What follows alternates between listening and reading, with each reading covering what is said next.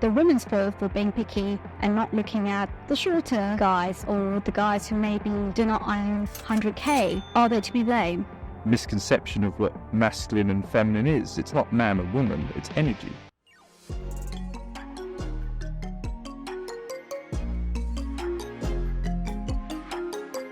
You mentioned that you obviously work a lot with men, and once in a while you will have the smart-ass women trying to get in touch to know about the inside. Yeah. So maybe you can share some of those here today. Mm-hmm. Men in general, and maybe going back to one of the statistics that Chris Williamson actually mentioned, and I don't know if that's true or not, I haven't verified it, but I do want to hear it from you maybe. He said that, and it could be a dated stats, I'd caveat that, but he said that 50% of men do not want interactions with women as of today. Interaction as in do not even want to date, do not forget about a relationship, but do not even want to date. Does that sound surprising to you? I don't know about the validity of that statistic. But more the observation, does that surprise you? Why do we think there are people with those reservations out there?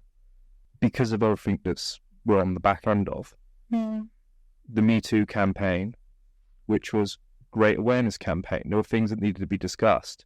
Off the back of that, it's left a lot of men fearful of a consequence that might be attached to speaking to someone they might like in public. And it's been very discouraging for men. When we see in the headlines that women in the gym are claiming that a guy is looking at them with these yoga pants on that are fantastically shaped around her backside, those provocative gym wear, the society we live is crazy. It doesn't help, and I've got a lot of great female friends that, they're very attractive, and I speak to them about these on these subjects. What do you think? Tell us, Johnny. We're frustrated. We're frustrated because men aren't making the move.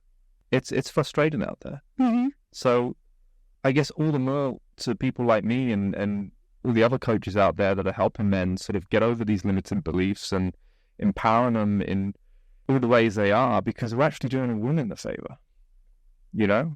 It's tough. Like, and the conversations about, what do we do about enhancing our online profile? Like, how about get off it? Get off it? Yeah. Really? Yeah. And what, try to meet someone in real life? Yeah, like that old thing.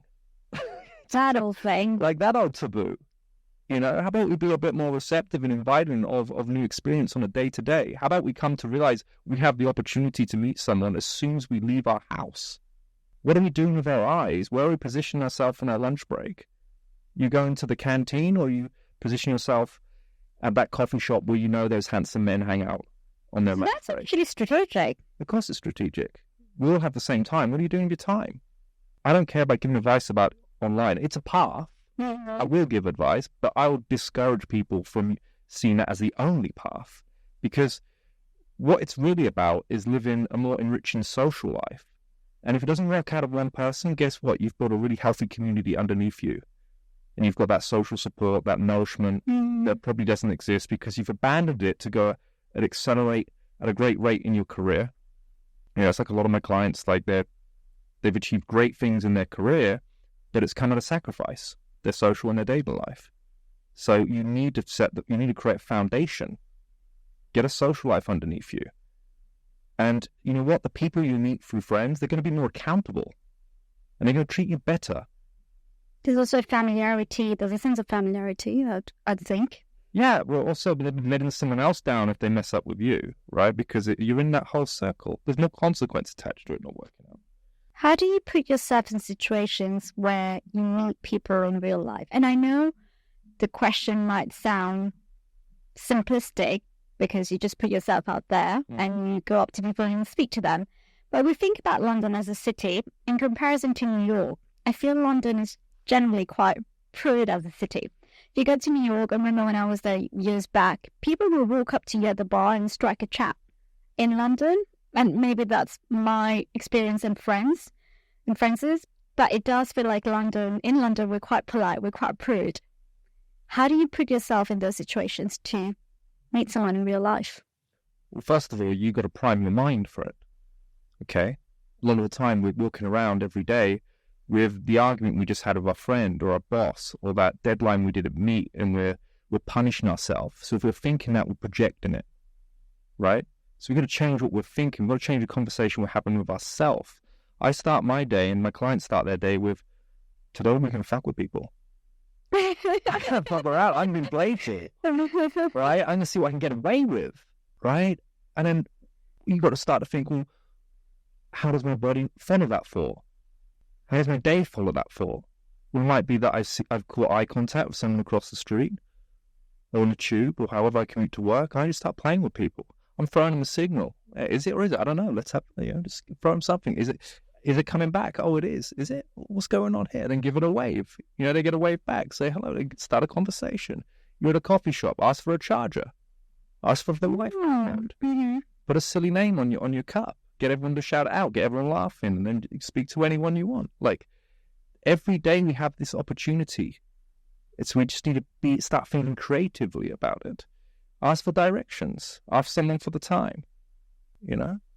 This is give someone a cheeky smile. Take a risk, because the real risk is not risking. What's the worst that could happen? You don't take the risk. Like, if you're serious about bringing people into your life, you've got to get playful. You have people that are feeling this urgency and this stress of finding someone, and they're starting from that place. That's why it's not working out, because that energy is leaking out of you. Let's not forget what this is about. It's about having fun, being playful, being a good person to be around. I'm picking up that phone and calling that person because I want to spend more time with them. I want that energy. Every day can start from that place. I mean, anyone watching this, just start thinking like that. Start your day the next day, and then just write a comment on how you got on. Like, yeah, do it. Love this. Like, a lot of conversations can start without even opening your mouth. You talk about non-verbal communication, and I talk about eye contact, and you get eye contact back, the conversation's already started. Let's go. You don't need to what do I say? Just, hey. Yeah, people overcomplicating what's next. Just, hey. A friend of mine actually signed up to a session with a dating coach 2 years ago. I think he's still single, but he told me about his session because then his sister signed up to that. And then the dating coach actually told them, now that you mentioned it, it reminded me that when you're on the tube, that was one of the examples she probably gave them, have a book with you as kind of a prompt, maybe for a conversation. If someone is sat next to you, or if someone else is reading a book, be like, what book are you reading? Right. And then she did say, try to, if you're invited at a friend's brunch or dinner, try to get to a restaurant 20 minutes, half an hour before, and don't be on your phone. Look around the room, try to make eye contact. Yeah, it is. That's where it starts. Another one, a friend used to share this one of the client today, and we were looking at the struggle. Like, not a lot of men would approach a group of women, which is wrong, by the way. I think, like, any guy watching this just needs to understand that it's very rare you have a girl that's out on her own. Like, you need to learn how to approach a group of women. Like, women go out, they have dinners, they go out together. Like, it needs to be learned. For the women, like, they can be let down by another member of the group, right? You might have a female friend who just loves the sound of her own voice, and a guy might come over, and you're like, oh, cool, I might meet a guy tonight, right? But then your friend that loves the sound of her voice barks in, woof, woof, woof, woof, woof, the look at me campaign, and just ruins it for everyone. But you're thinking, oh, I thought the guy was cute. I messed it up for everyone, and you still go out of this girl like she's not a team player. So in those situations, it's like, well, how do you resolve it? Well, the bigger picture is, you pick a better team, but you might want to splinter away from the table at some point to go to the bathroom, or you left your phone in there, or you left something in there. So you go back in there and you make yourself available so the guy that's been giving you the eye contact all night can take a clean shot. It's like leaving the hanky on the floor, that kind of thing, we just need to give each other a starting point, but some people are getting in the way of it. Can tell you've been thinking about this and sharing those examples with people, and love it for people listening to us. Yeah. We're all we're on a game of getting people healthier dating lives, Do you think it's a volume game? At the beginning, you need to build up your confidence. And, what are we talking about voting game? We're talking about sleeping with many people as possible? We're talking about interacting, dating? What are we talking about here? Because from my experience, I wasn't good at this. This was something that I had to get good at. And how I got good was volume, because what came with the volume is a data sample. And I could start to see, communicating like this doesn't work. Like, you can't pierce through. You can't make impact. If you've gone out and you've interacted with, 100 people, 1,000 people, 10,000 people, 100,000 people, can you imagine how many interactions you've had? Like, you're only going to make it more interesting for yourself the next interaction you have, which means you are so far ahead of anyone that is going to do it for maybe like the third time or the fourth time. And with that becomes a really unique, fun experience for the person that you're talking to. So I think absolutely yes, volume comes from going out and experiencing more social situations. What do we know about each other? We like to see that someone's confident. So where does confidence comes from? It comes from repetition.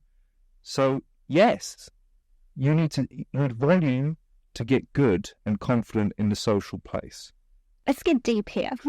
In finding a connection, is that still a volume game? I think it's an understanding of how to, it's a map and how you get there. I believe you can have chemistry with anyone. Like anyone.